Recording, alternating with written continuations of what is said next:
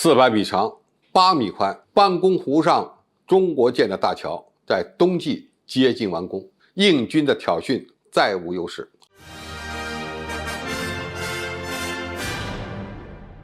观众朋友、网友朋友，大家好，我是付前少。据新德里电台1月19日报道，正在建造中的横跨班公湖的中国金桥有400多米长、8米多宽，一旦完工，将使解放军在拉达克东部拥有重要的军事优势，但通往中国在该地区的主要军事枢纽的道路还将需要较长的时间才能完成。一旦该项目完成，将使中美解放军能够迅速地调动部队到湖的两岸，而印度军队再想玩突然袭击可就非常难了。虽然这座新桥所处的位置自1958年以来一直在中国控制的区域，但很明显，这项工程仍然极大地刺激了印度军队。莫迪政府也在大幅增加边境基础设施建设的规模和预算，并完成了比以往更多的道路和桥梁。但是很明显，跨越班公湖的中国新桥是直接回应印度陆军于2020年9月大举占领班公湖南岸的凯拉什高地。印度专家认为，由于担心印军部署在山体上威胁解放军，因此中国还启动了蜿蜒环绕地形的道路建设项目。上周，印度和中国军方在拉达克东部的楚苏尔莫尔多举行了第14轮军长级会谈。尽管会谈没有能够达成任何突破，但中国和印度都同意继续讨论，这被认为是一个积极的信号。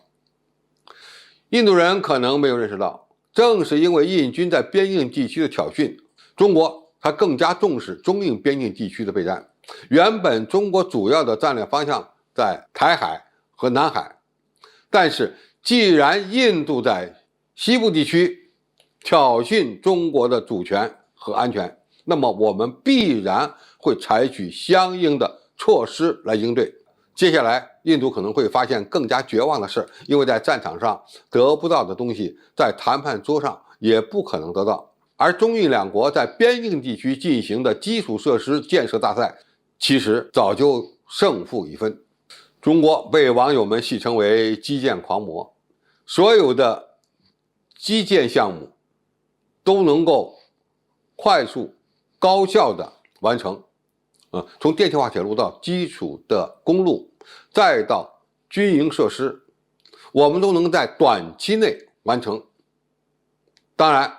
基础设施是为军事行动准备的。那么我们在武器装备的发展方面呢，也具有相当明显的优势。比如说我们在边境地区现在已经在开始大量的使用军用战斗机器人、军用无人机了。可以说，解放军在中印边境地区正在凭借其综合实力来碾压印军。印度要是不怕陷入自己挖的战略陷阱，那么我们可以继续陪印度军队玩下去。从这个角度来看，班公湖上的大桥将是一座丰碑，更是一道美丽的风景线。印度人得学会欣赏对手强大，而不是自大的去挑衅中国人民解放军。好，今天的评述就到这里，谢谢大家收看，我们下期再见。